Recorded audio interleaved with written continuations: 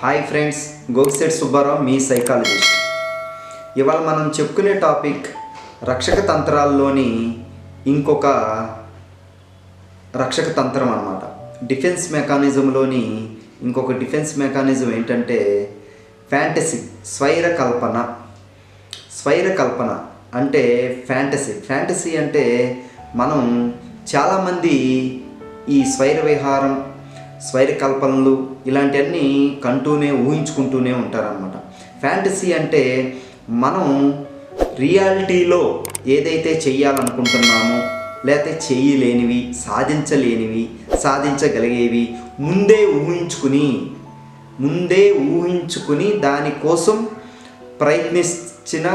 ప్రయత్నించకుండా ఉండిన వీటిని ఫ్యాంటసీ అంటారనమాట.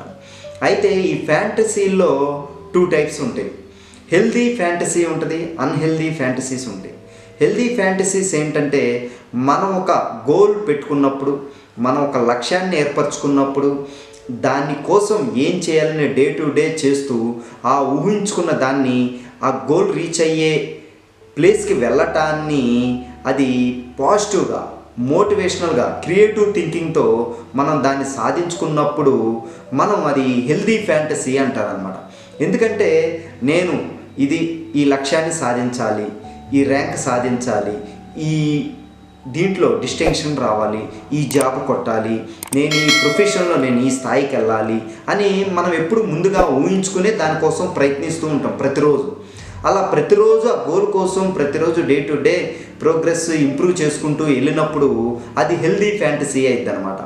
అదే అన్హెల్దీ ఫ్యాంటసీ అంటే ఏంటంటే మనం ఎప్పుడు ఊహించుకుంటూ ఉంటాం కానీ రియల్ లైఫ్లో ఏది చేయమన్నమాట.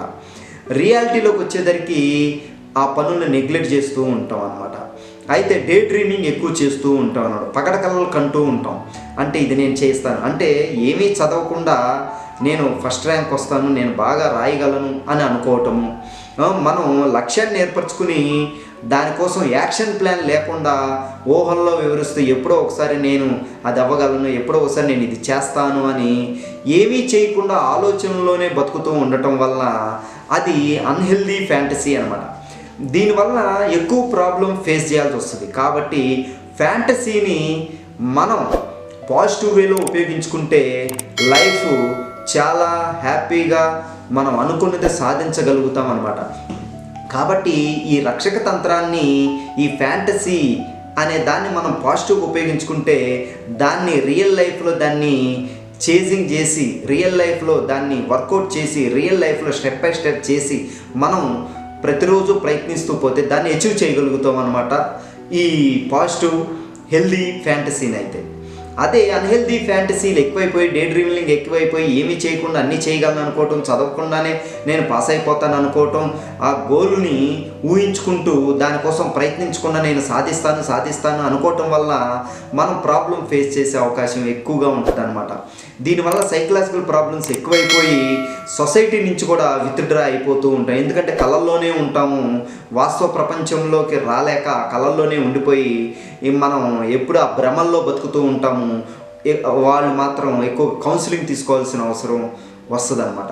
కాబట్టి ఇక్కడ గుర్తుపెట్టుకోవాల్సింది ఏంటంటే హెల్దీ ఫ్యాంటసీ మనకి చాలా ఉపయోగపడిద్దే తప్ప అన్హెల్దీ ఫ్యాంటసీ మాత్రం మనకి హార్మ్ఫుల్ అనేది గుర్తుపెట్టుకోండి.